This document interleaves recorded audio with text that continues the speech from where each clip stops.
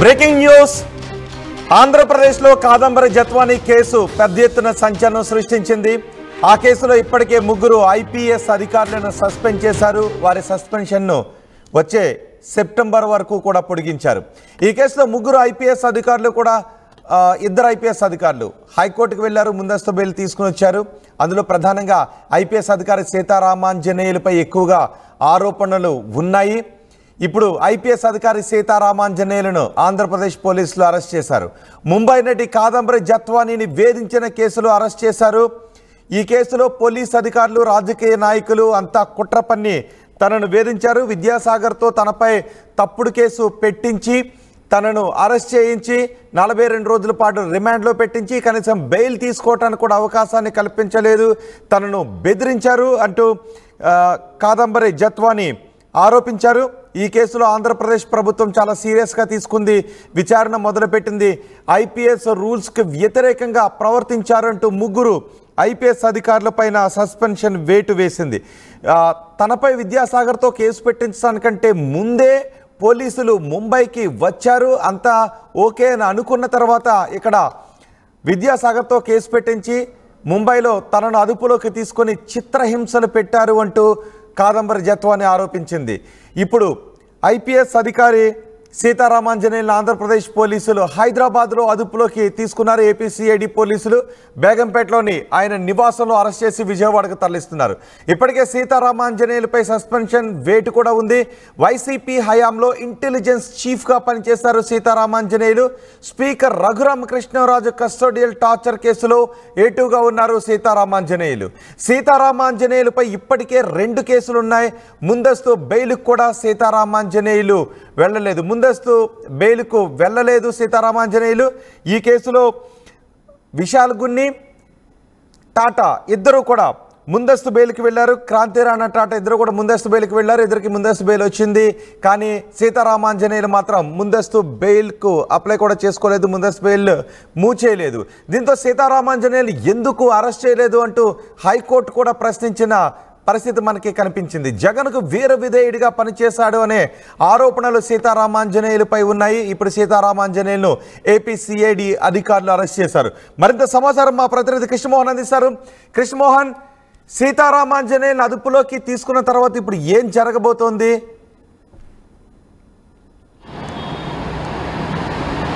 రోహిత్, మొత్తం మీద అయితే మాజీ ఇంటెలిజెన్స్ చీఫ్, గత ప్రభుత్వంలో ఇంటెలిజెన్స్ చీఫ్గా ఉన్న పిఎస్ఆర్ ఆంజనేయుల్ని ఈరోజు సిట్ అధికారులు హైదరాబాద్లోని బేగంపేటలో తన నివాసంలో అదుపులోకి తీసుకున్న పరిస్థితి.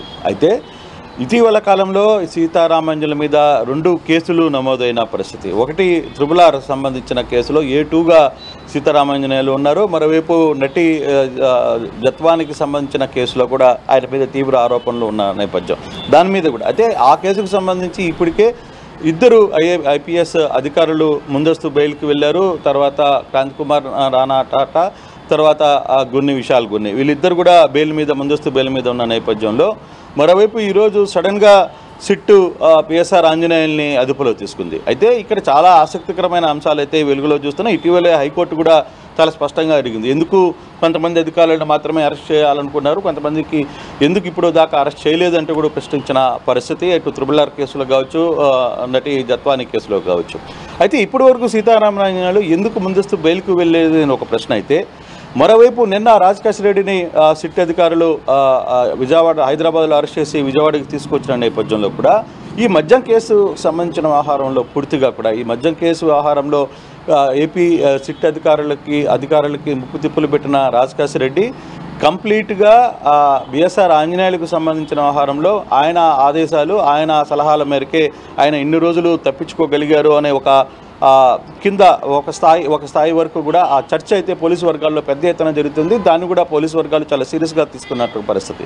సో నిన్న రాజకేశ్ రెడ్డి దొరకగానే ఈరోజు ఉదయాన్నే పిఎస్ఆర్ ఆంజనేయులను కూడా అదుపులో తీసుకునే ప్రయత్నం చేశారు. సో అక్కడి నుంచి విజయవాడలో కూడా తరలిస్తున్నారు. విజయవాడకి తీసుకుని వచ్చిన తర్వాత అసలుకి పిఎస్ఆర్ ఆంజనేయుల మీద త్రిబుల్-ఆర్ కేసు, తర్వాత నటి జత్వానీ కేసుకు సంబంధించి ఏ కేసులో అదుపులో తీసుకున్నారు, ఇది డైరెక్ట్గా కోర్టు ముందు ప్రవేశపెట్టే పరిస్థితి ఉంటుందా, లేదు విచారణ నేపథ్యం అతన్ని సీరియస్గా అంటే ఈ అన్ని వ్యవహారాలు అంటే గత ప్రభుత్వంలో జరిగిన చాలా వ్యవహారాలకు సంబంధించి ఈయన చాలా ముఖ్యమైన సలహాలు ఇస్తున్నారు అనేది ఒక చర్చ జరుగుతున్న నేపథ్యంలో అది అట్ ద సేమ్ టైం మద్యం కుంభకోణం కేసులో సంబంధించిన వ్యవహారంలో కూడా పూర్తిగా పోలీసులు అసలుకి పోలీసులకి వస్తున్న సమాచారానికి కావచ్చు, లేకపోతే ఇతనికి వస్తున్న సమాచారాన్ని నిందితులకు చేరవేస్తూ ముందస్తుగా వాళ్ళని అలర్ట్ చేస్తూ వాళ్ళని తప్పించుకునే దానికి మార్గం చూపించిన వ్యక్తిగా కూడా పిఎస్ఆర్ ఆంజనేయుల మీద ఒక ఆరోపణ అయితే పోలీసు వర్గాల్లో జరుగుతోంది. అయితే ఇప్పుడు ఈ అరెస్టులు అంటే వరుసగా 2 మేజర్ అరెస్టులు సిట్ అయితే చేసింది. చాలా తన స్పీడ్ని దూకుడుగా వ్యవహరిస్తోంది అని చెప్పాలి.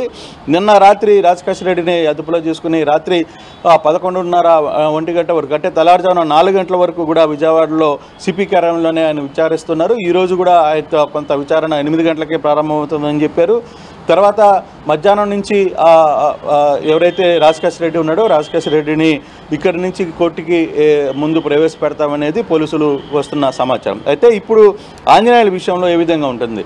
ఐఏఎస్ అధికారి ఆంజనేయుల విషయంలో మాజీ ఇంటెలిజెన్స్ చీఫ్గా పనిచేసిన ఒక వ్యక్తి విషయంలో ఏ విధంగా పోలీసులు రియాక్ట్ అయిపోతున్నారు, పోలీసుల దగ్గర నుంచి ఎటువంటి సమాచారం అంటే ఇప్పుడు విజయవాడకి తీసుకుని వస్తున్నారన్న సమాచారం చెప్తే ఏ కేసులో అరెస్ట్ చేశారనేది కూడా తెలియదు. కానీ అతని మీద 2 కేసులు ఉన్నాయి. ఆయన ఇప్పుడు కూడా ముందస్తు సమాచారం కూడా లేదు. అయితే ఇప్పుడు పోలీసులు ఈ 2 పెద్ద తలకాయలని వ్యవహారంలో ఒకటి మాజీ ఇంటెలిజెన్స్ చీఫ్గా ఉన్న సీతారామాంజనేయులు, అలాగే లిక్కర్ కుంభకోణంలో ప్రధాన సూత్రధారుగా అనుకుంటున్న రాజకేశ్ రెడ్డి వ్యవహారంలో ఈ 2 వ్యవహారంలో ఏ విధంగా వ్యవహరించబోతున్నారు అనేది ఈరోజు పోలీసులు ఆంధ్రప్రదేశ్ పోలీసులు ఏ విధంగా ముందుకు వెళ్తారనేది వేచి చూడాల్సిన పరిస్థితి అయితే ఉంది.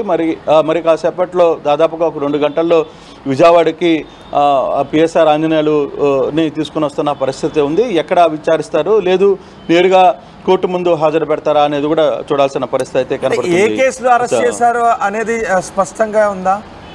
వాళ్ళ కుటుంబ సభ్యులకు అరెస్ట్ నోటీస్ ఇస్తారు అంటే బేసిక్గా ఒకటి ఇప్పుడు మనకు అందుతున్న సమాచారం అయితే జత్వానీ కేసుకి సంబంధించి అలాగే RRRకి సంబంధించిన వ్యవహారంలో కూడా గతంలో ఇటీవలే కూడా హైకోర్టు మీరు ఎందుకు కొంతమంది అధికారులని అదుపులో తీసుకోలేదు అనే ఒక ప్రశ్న కూడా వేస్తున్న నేపథ్యంలో సో ఇప్పుడు ఈ 2 కేసులకు సంబంధించి దాదాపుగా కానీ పోలీసుల నుంచి అధికారిక సమాచారం అయితే లేదు. బట్ ఇప్పుడు వరకు మనకు అందుతున్న సమాచారం ప్రకారం అయితే మాత్రం జత్వానీ కేసులో దీన్ని అదుపులోకి తీసుకున్నారు అనేది చాలా స్పష్టంగా అర్థమవుతుంది. ఈ కేసుకు సంబంధించి పూర్తి వివరాలు ఇంకా అంటే ఇతన్ని తీసుకుని వచ్చి పోలీస్ స్టేషన్కి ఇప్పుడు సిట్ కార్యాలయానికి తీసుకుని వస్తున్నారు కాబట్టి ఇక్కడ కాసేపు విచారిస్తారా, లేదు నేరుగా పోలీస్ స్టేషన్కి కోర్టుకి తరలిస్తారా అనేది కూడా వేచి చూడాల్సిన పరిస్థితి అయితే ఉంది.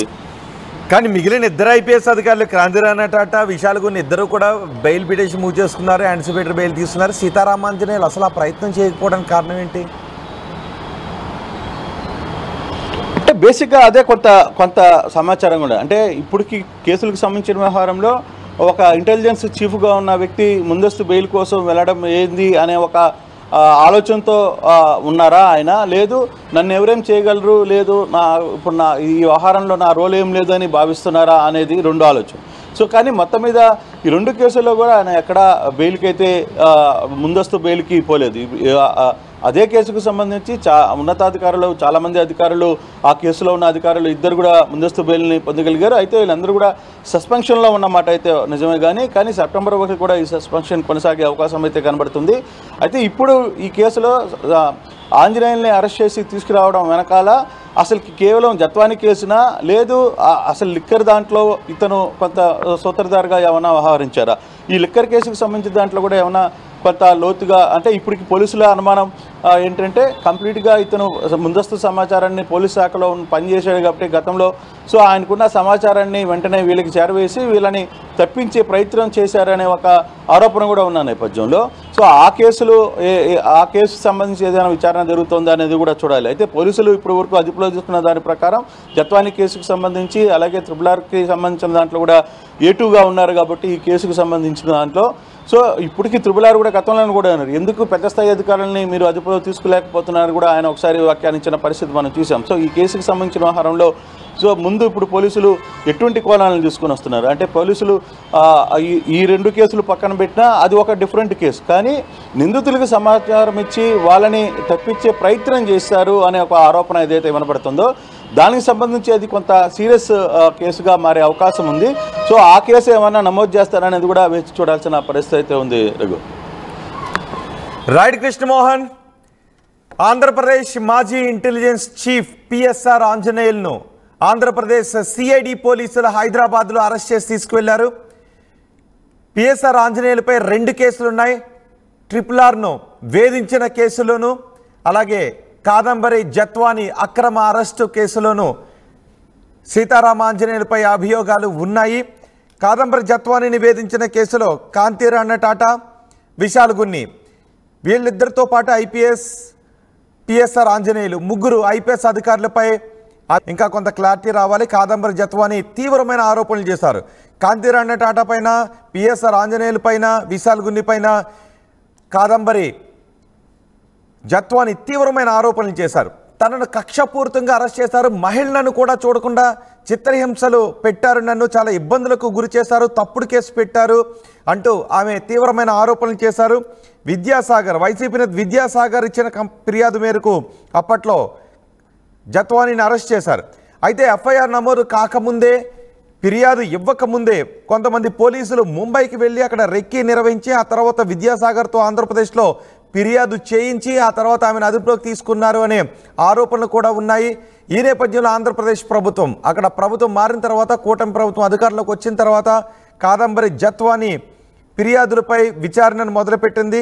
ఇక్కడ ముగ్గురు ఐపీఎస్ అధికారులు కూడా నిబంధనలకు విరుద్ధంగా వ్యవహరించారు అనే ప్రాథమిక సమాచారం ఉండటంతో ముగ్గురు ఐపీఎస్ అధికారులను సస్పెండ్ చేసింది ఆంధ్రప్రదేశ్ ప్రభుత్వం. ఈ ఇద్దరు ఐపీఎస్ అధికారులు మాత్రం బెయిల్ తెచ్చుకున్నారు, యాంటిసిపేటరీ బెయిల్ తెచ్చుకున్నారు. కానీ పిఎస్ఆర్ ఆంజనేయులు మాత్రం యాంటిసిపేటరీ బెయిల్ తెచ్చుకోకపోవడంతో ఆయన ఆంధ్రప్రదేశ్ సిఐడి పోలీసులు అరెస్ట్ చేశారు. ఈరోజు ఆయన్ను కోర్టులో హాజరుపరిచే అవకాశం ఉంది. మరి ఏ కేసులో అరెస్ట్ చేశారన్న విషయంపై మరికొద్దిసేపట్లో పూర్తి వివరాలు కూడా వెల్లడించే అవకాశం ఉంది. ఇప్పుడు అరెస్ట్ చేసిన తర్వాత పోలీస్ కస్టడీ కూడా అడిగే అవకాశం ఉంది. ఈ పోలీస్ కస్టడీలో ఏ వివరాలు పిఎస్ఆర్ ఆంజనేయుల నుంచి సిఐడి అధికారులు పొందుతారనే విషయంపై కూడా ఆసక్తి కనిపిస్తుంది. ఇప్పటికే లిక్కర్ స్కామ్లో రాజకేశ్ రెడ్డిని అరెస్ట్ చేశారు. రాజకేశ్ రెడ్డి తప్పించుకుని తిరగటానికి కూడా పిఎస్ఆర్ ఆంజనేయులు ఇచ్చిన సూచనలు కారణమనే కొన్ని ఆరోపణలు కూడా అనధికారికంగా వినిపిస్తూ ఉన్నటువంటి నేపథ్యంలో అటు రాజకేశ్ రెడ్డిని అరెస్ట్ చేశారు, ఇటు పిఎస్ఆర్ ఆంజనేయులను కూడా అదుపులోకి తీసుకున్నారు. సో ఈ కేసులో ఇంకా ఎటువంటి మలుపులు చోటు చేసుకుంటాయో చూడాల్సిన అవసరం కనిపిస్తుంది.